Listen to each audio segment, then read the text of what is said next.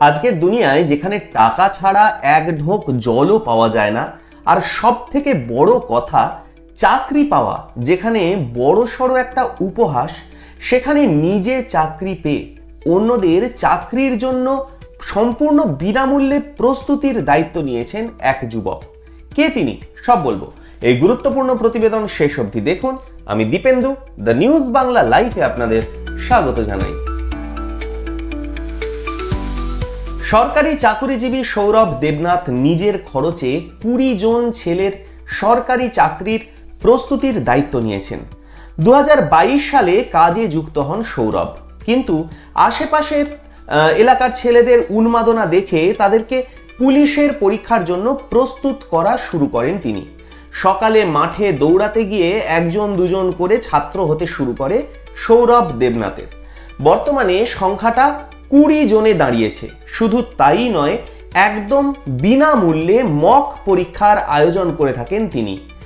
120 থেকে 130 জন ছাত্র উৎসাহের সঙ্গে যোগদান করেন তার নেওয়া এই মক টেস্টে। আত্মকেন্দ্রিক চিন্তাভাবনা থেকে বেরিয়ে মানুষের কথা ভেবেই এমন কাজ করছেন তিনি। শুনে নিন তিনি কি বললেন। আপনার ইনস্টিটিউশনের নাম কি? আমার ইনস্টিটিউটের নাম হচ্ছে লেখাপড়া। আচ্ছা, ওখানে কি আপনি যেগুলো শেখান বা এই কারণে ওটার কি মনিটারি ভ্যালু নেন নাকি ওটাও? না, ওটার কোনো মনিটারি ভ্যালু, ওটা বিনামূল্যে। হ্যাঁ। আচ্ছা, তো এই বিনামূল্যে যে এই যে কাজটা করছেন আপনি আপনার চাকরির পাশাপাশি, এটার মোটিভটা কি? এর পিছনে কারণটা কি?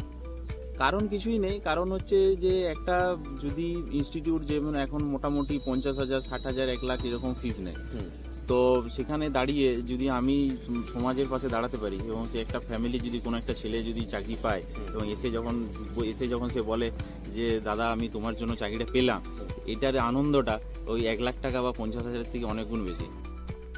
সরকারি চাকরির প্রস্তুতি যে প্রতিষ্ঠানগুলো রয়েছে, সেই প্রতিষ্ঠানগুলো একটা বিজনেস মডিউল ধরে ব্যবসা করছে।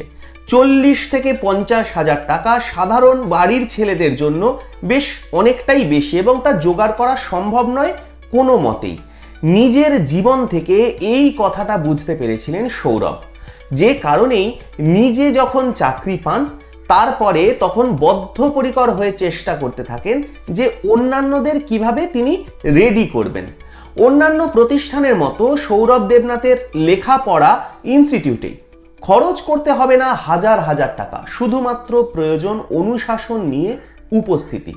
বাঁকুড়ার লালবাজারের বাসিন্দা এই সৌরভ দেবনাথ নিজের বাড়িতেই ছাত্রছাত্রীদের কোচিং দিয়ে থাকেন।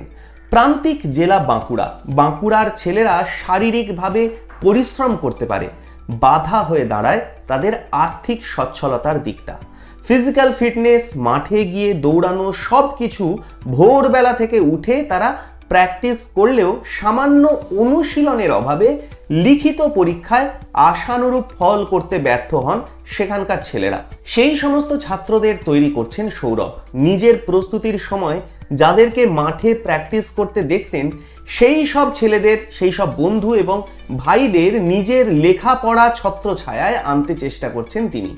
আজকের দিনে দাঁড়িয়ে এমন মানবিক মানুষ পাওয়া সত্যি দুর্লভ, তাই না? আপনারা কি বলেন? আপনাদের মূল্যবান এবং গুরুত্বপূর্ণ মতামত জানান দ্য নিউজ বাংলা লাইভের কমেন্ট সেকশনে। আর দেখতে থাকুন দ্য নিউজ বাংলা লাইভ।